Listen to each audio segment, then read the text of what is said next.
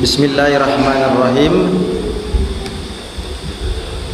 Assalamualaikum warahmatullahi wabarakatuh.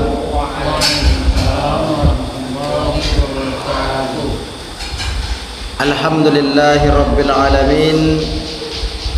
Wabihi nasta'in ala umurid dunya waddin. Wassalatu wassalamu ala ashrafil anbiya'i wal mursalin Sayyidina wa maulana Muhammadin wa ala alihi wa sahbihi rasulillahi ajma'in. Asyhadu an la ilaha illallah wahdahu la syarikalah wa asyhadu anna Muhammadan abduhu wa rasuluh la nabiyya ba'dah. Rabbi shrah li sadri wa yassir li amri wahlul 'uqdatam min lisani yafqahu qawli. Amma ba'd. Bapak-bapak, ibu-ibu, jemaah salat maghrib yang dimuliakan Allah, kembali kita bersyukur kehadirat Allah Subhanahu wa taala dengan mengucapkan alhamdulillahi rabbil alamin, yang mana atas izin Allah pada malam maiko Allah Subhanahu wa taala kembali memberikan kesempatan kepada kita untuk sama-sama hadir di musalla yang kita cintai. Mudah-mudahan ayunan tangan langkah kaki kita untuk hadir pada malam hari ini dicatat hendaknya oleh Allah Subhanahu wa taala dan diberi balasan pahala yang berlipat-lipat ganda. Amin ya rabbal. Selanjutnya salawat dan salam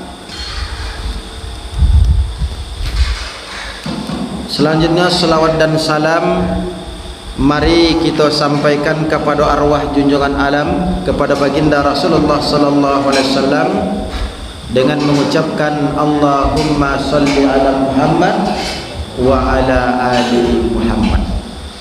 Bapak-bapak, ibu-ibu, jemaah yang Allah muliakan, ada sebuah pepatah wang tua kita mengatakan, barangkali pepatah wang tua kita mungkinlah apa lewat. Pepatah itu berbunyi, di dalam kehati-hatian ada keselamatan, dan di dalam keterburu-buruan atau di dalam ketergesa-gesaan biasanya tersimpan penyesalan. Artinya, kalau kita hati-hati, insya Allah kita akan selamat.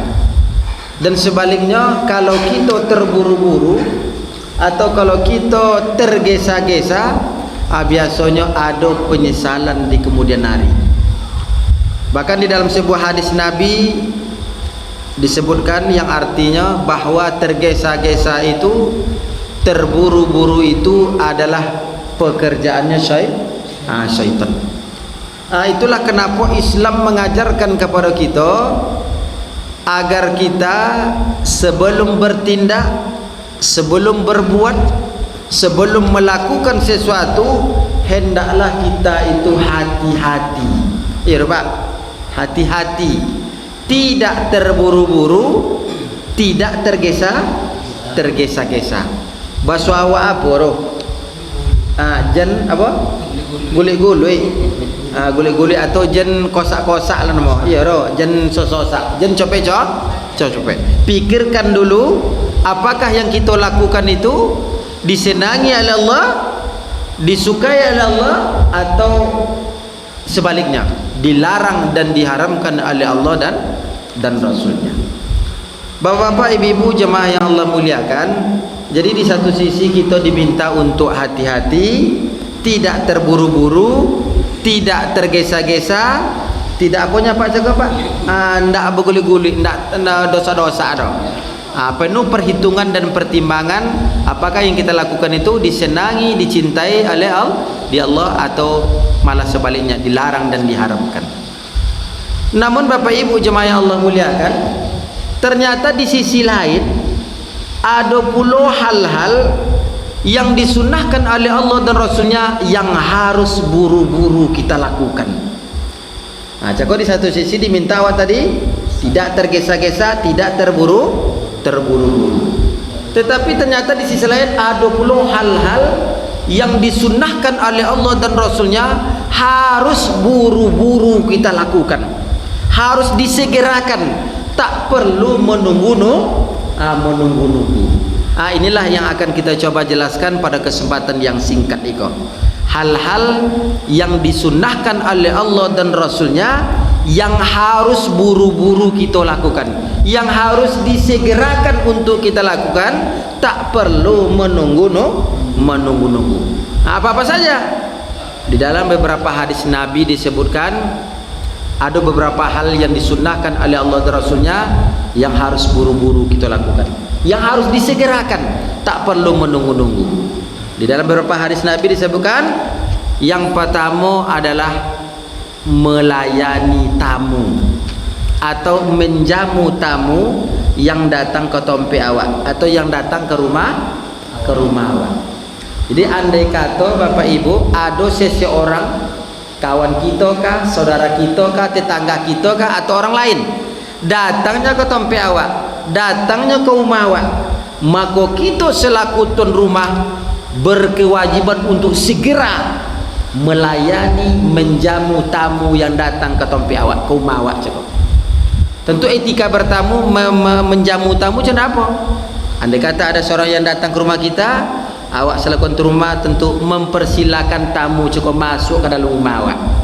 Mempersilakannya Pak, melah masuk aja Pak, ayo masuk aja Pak, masuk dulu aja Pak, itu nak. Setelahnya masuk, andai kata ada kursi, kalau kini di ruang tamu itu apa nama sofa, iya roh, sofa, kursi tamu kok. Andai kata ada kursi tamu, silakannya duduk dulu. Kalau tidak ada kursi tamu atau sofa, ya suruh aja duduk di bawah. Kalau tidak ada tikar, bontang tikar. Kalau zaman saya itu kan jadi itu Pak, di bontang apa nama lah lapiu ya tikar. Duduk berselo lah nama. Silakan duduk.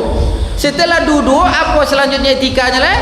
Awak selaku tuan rumah awak suguhkanlah. Kita nak cakap kalau duduk selaku apa nak disuguhkan minuman kan, itu enggak. Tu termasuk etika yang baik itu. Disuguhkan minuman atau makanan sesuai dengan kemampuan awak. Kalau ada goreng ubi, ya goreng ubi disuguhkan. Kalau ada martabak lebih bagus. Kalau ada makan nasi ya di ukuran makan mau disuruh makan. Tapi kalau ndak ada, minimal segelas air putih minimal. Ndak ada kan bisa diketonggang minimal segole air putih. Jadi itu minimal. Setelah itu apa lagi? Baru wak tanya apa maksud tujuan kedatangan saudara aku datang ke tempat awak. Apa hal kau nyawa? Apa maksud datang kau? Apa wak tanya? Kalau kini uang kini di kebali Pak. Alun tiba tamu tiba di dilu pago ngapo kau main? Apa halnya gitu ndak?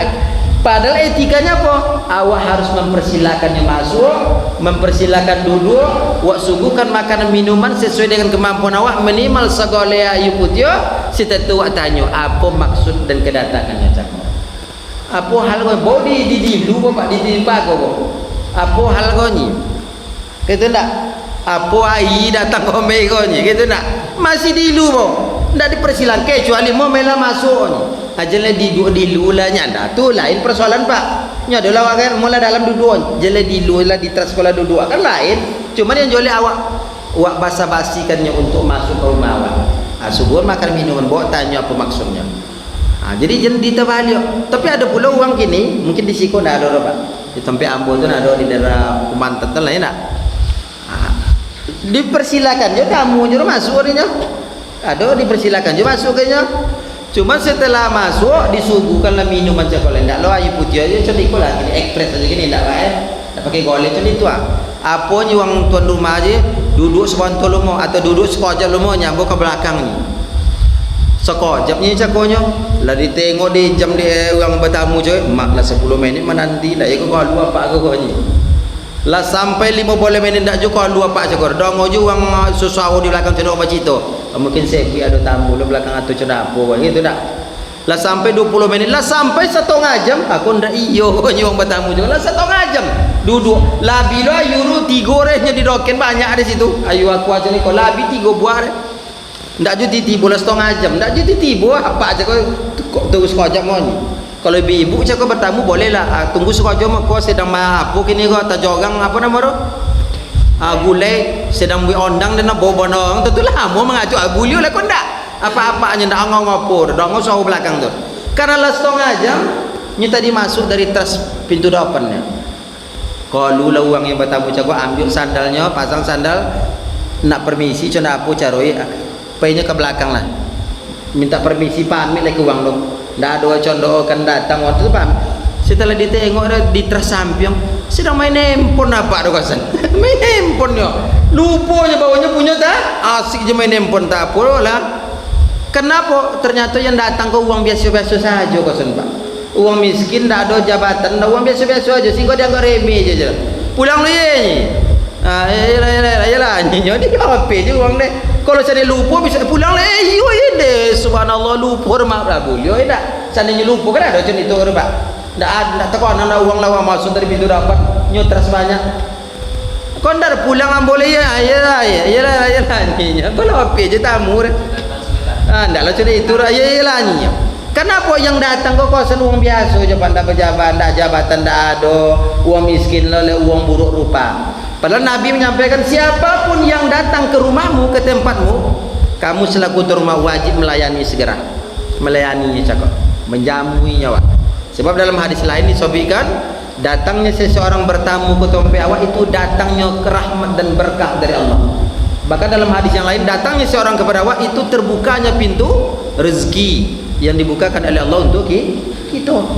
Padahal uang tu datang niat hatinya menyampaikan sesuatu juga kan. Inya punya anak gadi kasannya lah nampak dia ambo 3 kali sonjonya. 3 kali malam anak gadi apa situ sono nak nyampe itunya. Tolong diingatkan apa? Kalau pulang jangan malam-malam. Ibu ambo nengok anu sono nak nyampaikan hal itu anaknya. Tapi karena nak dibaca untuk begitu aja kok tak disampaikan melalui orang lain deh. Tolong sampaikan ke apa tu lah potong lah 2 kali ku mainnya tak dulin den neronya. Lah 2 kali belango dan ruang tamu. 1/2 jam dan menunggu. Tolong longku nyampe lanya. Kayak itu enggak. Jadi Bapak Ibu jemaah yang Allah muliakan. Jadi hal yang pertama yang harus buru-buru, yang harus kita segerakan untuk lakukan, tak perlu menunggu-nunggu. Apabila ada datang saudara kita, tetangga kita, jemaah kita datang ke tempat awak bertamu, maka kita selaku orang tua bersegeralah melayani, menjamu tamu yang datang ke tempat awak dengan ia memperhatikan adab-adab ketika melayani atau menjamu tamu yang datang ke tempat awak. Bapak-bapak, ibu-ibu jemaah yang Allah muliakan, itu yang pertama. Lalu hal yang kedua, hal-hal yang disunnahkan oleh Allah dan Rasulnya yang harus buru-buru, yang harus disegerakan untuk kita lakukan adalah melaksanakan fardu kifayah atau menyelenggarakan jenazah. Jadi andai kata ada tetangga awak yang meninggal dunia, saudara kita meninggal dunia, jemaah awak meninggal dunia, maka bagi kita yang hidup berkewajiban untuk menyegerakan pelaksanaan jenazah itu. Mulai dari memandikan, mengapani, menyolatkan dan menguburkan harus disegerakan Pak. Jangan awak tunggu-tunggu pula leh.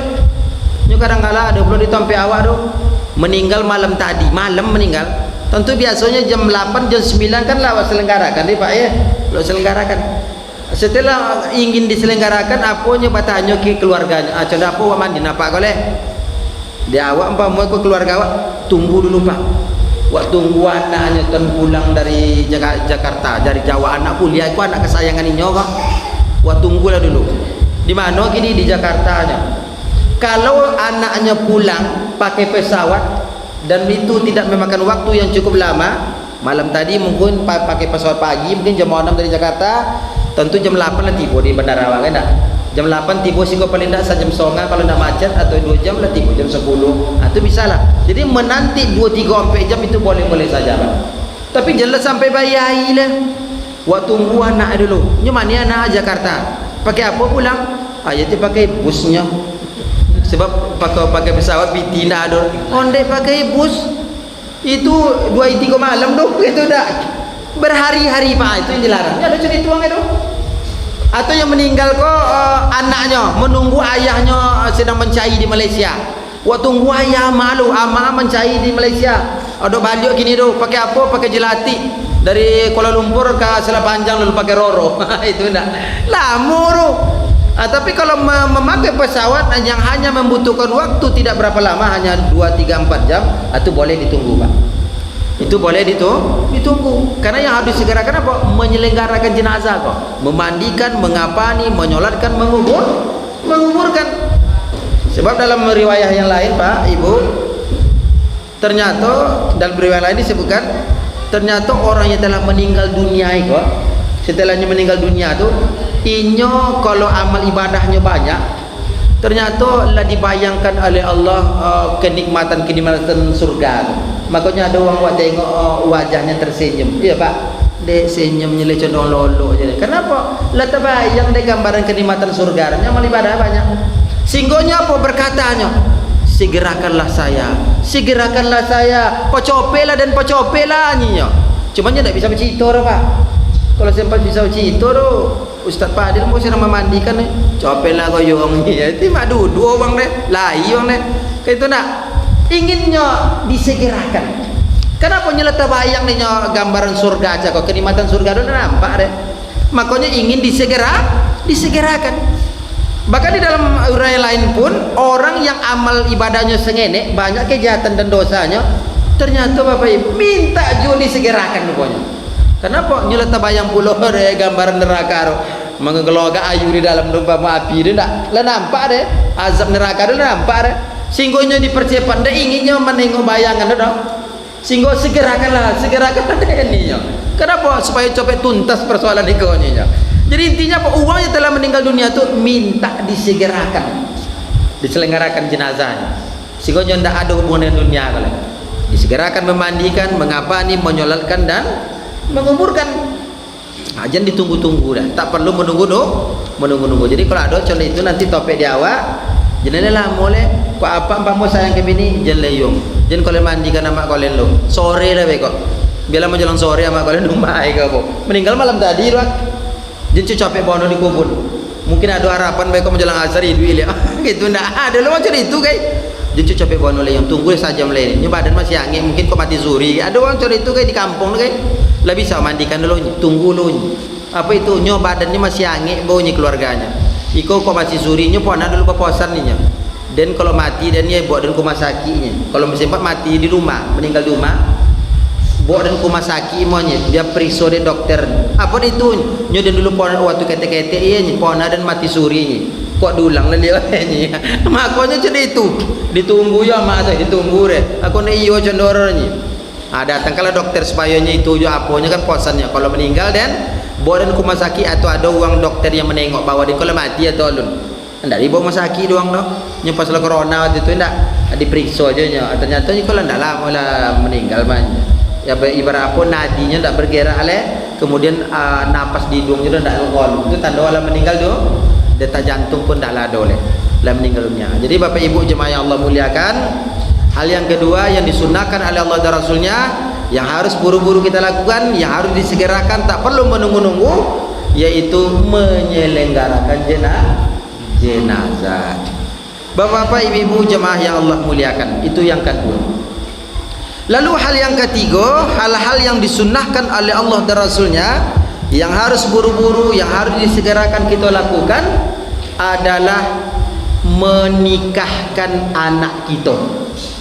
Jadi Bapak Ibu, menikahkan anak kita, baik itu laki-laki terlebih lagi perempuan.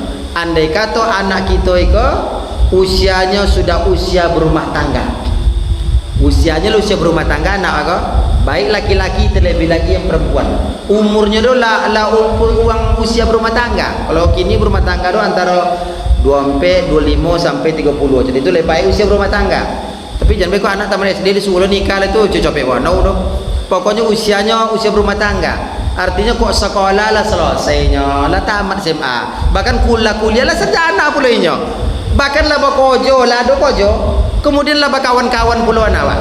berkawan bersama pun lah banyak kini macam cewek kalau berkawan lah lado contoh lah kebakan kawan pun doinya oke itu tidak lah bahkan kawan anak awak bahkan anak awak lah minta pula kebetulan anak aku perempuan ayah ama lah boleh calon denu yang ada yang kami potang dua mambok keluarganya datang ke rumah awak mambok ayah maknya atau mbok sananya itu apa nama pak datang apa nama lah boleh dibuat keluar boleh datang keluarganya kami nak melambai saudara sehingga ada pula orang tu kadang yang mana siapa yang akan melambai tu yang calon dan potang tu makan ada kami sekali potang baru lah bolehnya datang orang tu ni kami untuk kayak itu ditanya tu cakap dia apa nyamaknya dia langsung nyamaknya tak bisa roh nyamar ulun bisa le nak untuk 3 tahun kau ulun kau bisa nikah le apa dia itu mak tak tentu deh kau abang kau potang boleh doa berhutang awak ulun selesai le tentu dikumpul le piti bisa